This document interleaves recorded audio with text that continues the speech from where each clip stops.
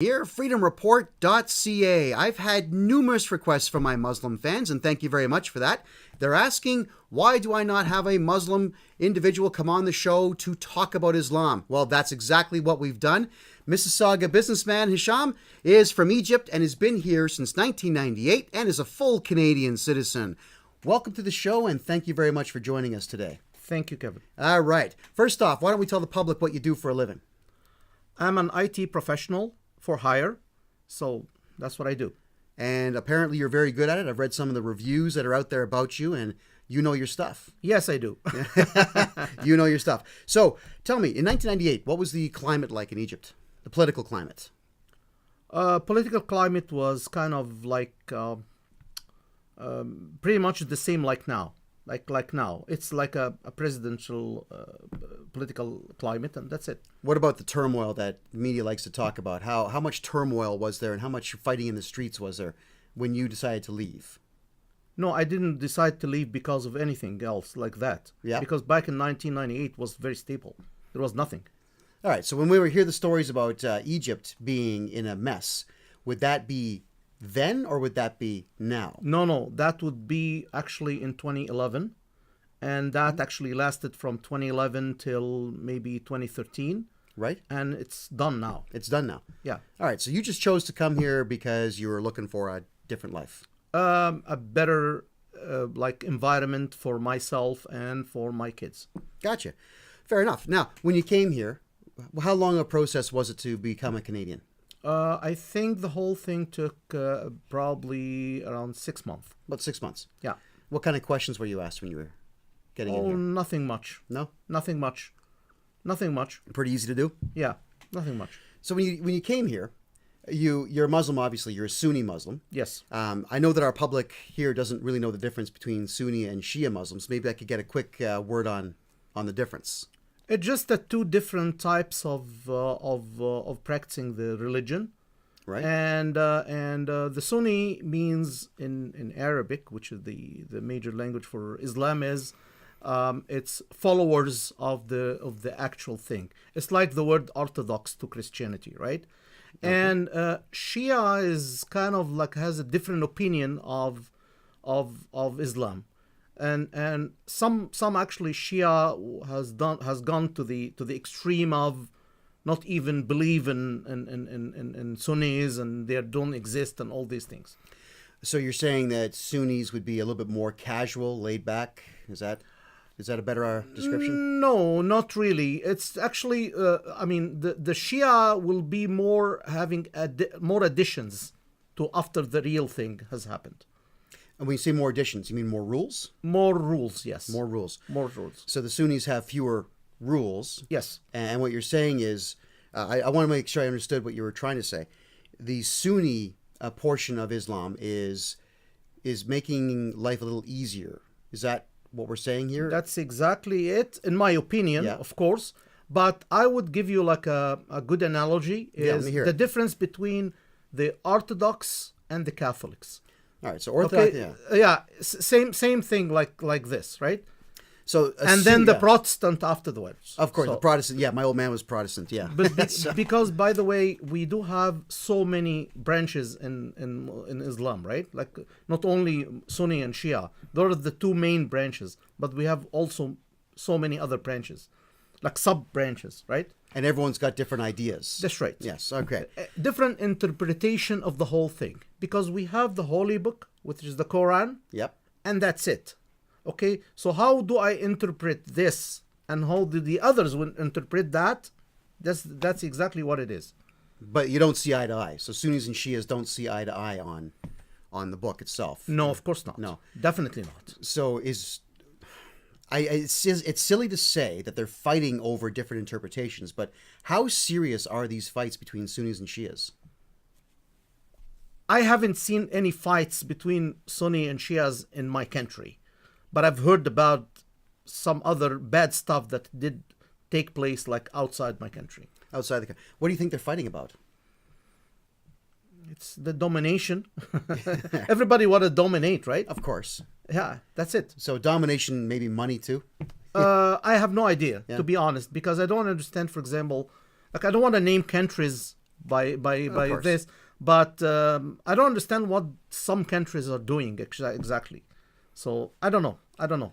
So it's safe to say that you don't care about the whole thing, that you'd much rather just be here and working hard and enjoying life. Definitely. Definitely. That's why I came here.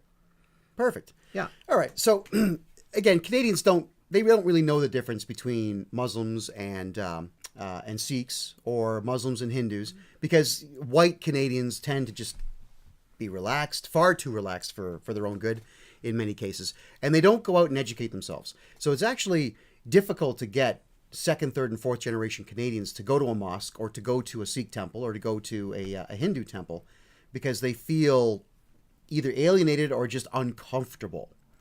And I find that maybe I should get you to explain the difference between now Islam and Sikhism, if I could get a quick word on that. Okay. And Islam, by the way, is what do we call like a God religion. Right. Okay. We are in Islam, we only consider 3 God religions: the Judaism, the Christianity, and the Islam. Okay. Anything else to us is not a religion. Understood. Okay, this is by definition, right? Okay. So there's a huge difference between Sikhism or Hindus and Islam. I'm not necessarily saying that they're good or bad. I'm Right. just saying that there are big difference between the Sikhism and Islam. So Islam just would recognize Christianity as a religion, and recognize Judaism as a religion. Definitely. Yes. Definitely. But not other religions. no, of course not. Okay. No, I understand that, Yeah. because Christians also don't interpret Mormonism, for example, as a religion. Everyone's got their own ideas. That's right. Yes. That's right. So does it create animosity then in the Middle East between Muslims and Sikhs and Muslims and Hindus? There's no so much Sikhs and Muslims and Hindus in the Middle East at all. So Only the people that came to work, like in the Gulf, like in Right. Dubai and all the other countries, they just keep their faith inside them. They don't actually like practice their faith. Like you can't find, for example, like a Hindus or a Sikh temple in any of the Middle East countries.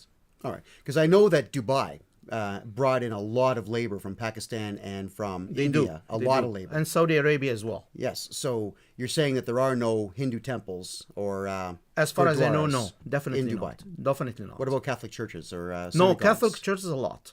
There's a lot. A lot. Yeah. But what about synagogues? Synagogues we have in like, I don't know about Dubai, but I know about Egypt. Yeah. Okay. We have one of the oldest synagogues in Cairo, in downtown Cairo. We have, of course, lots of Orthodox churches, which is the Coptic, Coptic churches, yeah. Christian churches. And we do have, by the way, Catholic Egyptians, Catholic Christian Egyptians, and also Protestant Christian Egyptians. And they both other branches of Christianity back in Egypt, they do have a what you call a pope or whatever you want, and they all have some sort of collaboration when they sit down with the pope and the Coptic guy. Yeah, so there always has to be a boss. Yes. Yeah. Everyone's got a boss. Yeah. For sure. Do you miss it? Do you miss Egypt and the religion that goes with it?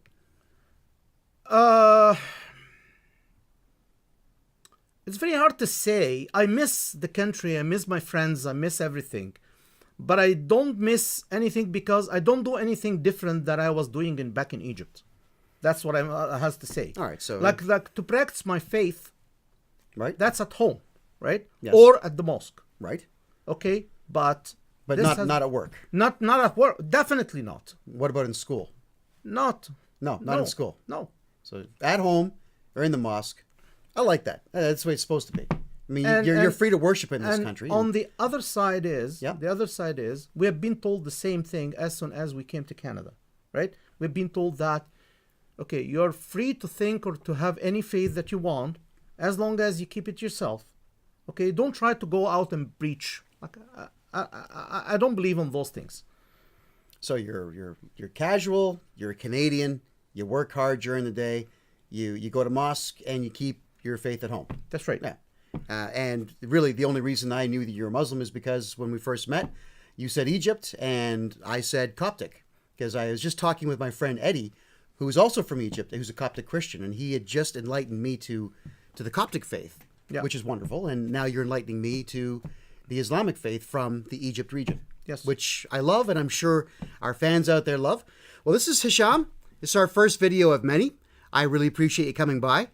If you need IT done, this is the guy here. He's now my IT guy. He's got reviews galore. He is wonderful at what he does. That's Hisham. And what I'll do is put down all of his contact information in the notes below. Thank you very much for joining us. Thank you very much, Kevin. Kevin J. Johnston, freedomreport.ca. Thank you.